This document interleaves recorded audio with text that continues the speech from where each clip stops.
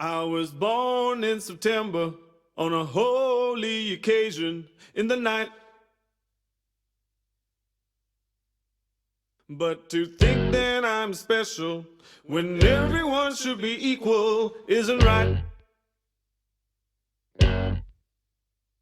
When all the plants and animals, including Homo sapiens, from stardust we unfold. And I gaze upon the sky at night and I see our own ancestors, a universal message told. Welcome to life. Okay, it said that it was ready 1 to 3 days, but it just suddenly tells me that my ancestry traits based on your DNA are now available. Oh my god. Okay. As expected, East Asian and Native American 62%. That's the large category. In terms of, oh my god, this is so crazy. This is so crazy. You can't see what I'm looking at, but I will find some way to show you a screenshot. As I'm scrolling down slowly, I'm seeing all the little bits that I am. I wasn't expecting this today. I really thought that I had, a weekend to just process this. East Asian and Native American 62%. Chinese and South Asian, out of that 62%, it's not a subset. So I'm just gonna tell it. Chinese and Southeast Asian, 61%. So that means out of the 62 minus 61 means there's a balance 1% that's left over. And that's broadly East Asian and Native American. Central and South Asian, 15%.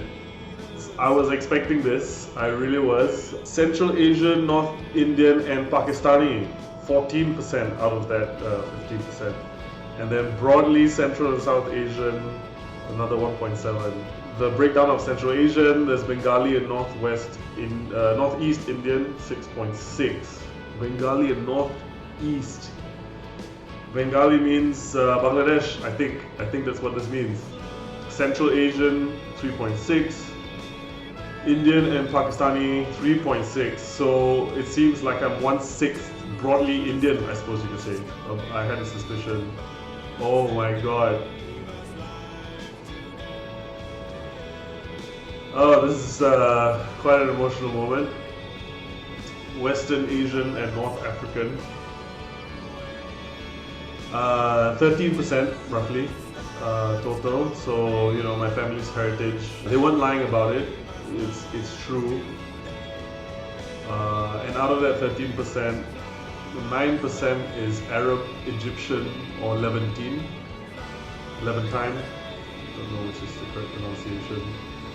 Peninsula Arab is 4%, Egyptian is 0.7%, broadly Arab. Wow, so they can't even tell, and that's 5%. Northern West Asian. So this is an interesting category, 1%. And this Northern West Asian category includes Iranian, and that's almost 1%. And then broadly means they haven't worked that out yet. This is interesting. North African 0.8, and broadly West Asian and North African. That's just the some people know this as the MENA region, MENA, Middle East and North Africa. That's 1.5. So total MENA region for me is 12.8%.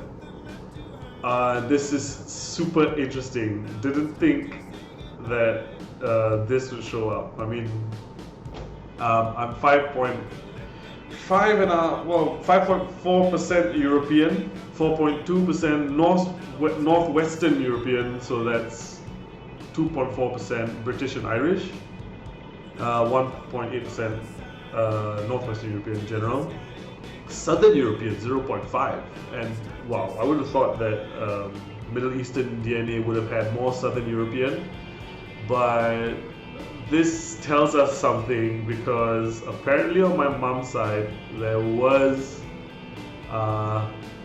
some kind of, it was something that we were unable to substantiate, but essentially I have a Dutch ancestor from my mom's side.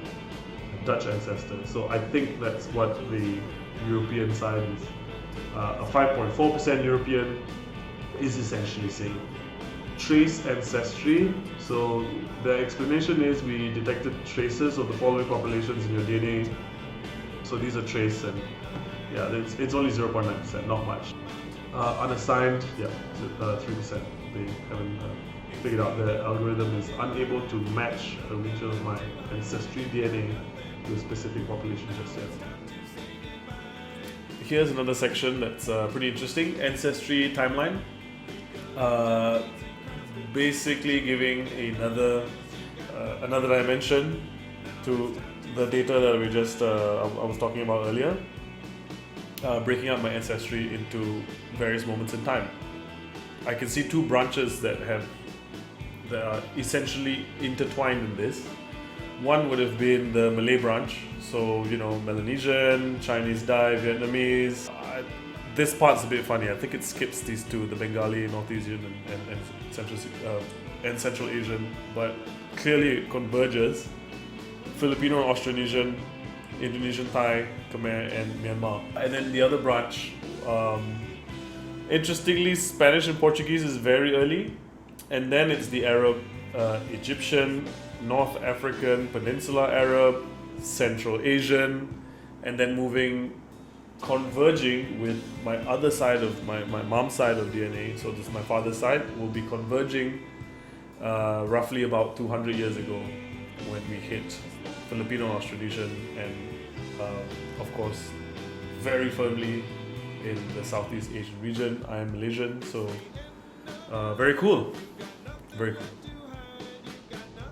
I guess I should wrap up my thoughts. I did this DNA test. Why I did it was, to just learn more about myself, learn about where I came from, and it's good to know that all of the family stories and all of those, they're not lies. My family name is Al-Habshi. There is a healthy amount of DNA that's from there. So that's a third of my DNA is not from this region. And of course, I think on my mom's side, I think that European 5%, that's a shocker as well. So 5 out of 50, I should know this, I'm just so flustered right now. 6%, yeah, 1 over 16 is 6%. That's shocking. That's really shocking. All of the stories are true, even the ones on my mom's side that were, my grandmother's really old, and God bless her, her mental health isn't exactly at full strength, just trying to put it diplomatically. Turns out the stories were right. We do have an European ancestor. I mean, we don't know about it on dad's side, but on mom's side, it's a pretty firm story. Can't wait to share this with them. I think they will find it very, very interesting. The fact that I think all of us can breathe a huge sigh of relief because the science is backing up that our family story is fact. There's no denying it. So, yeah, thanks for watching.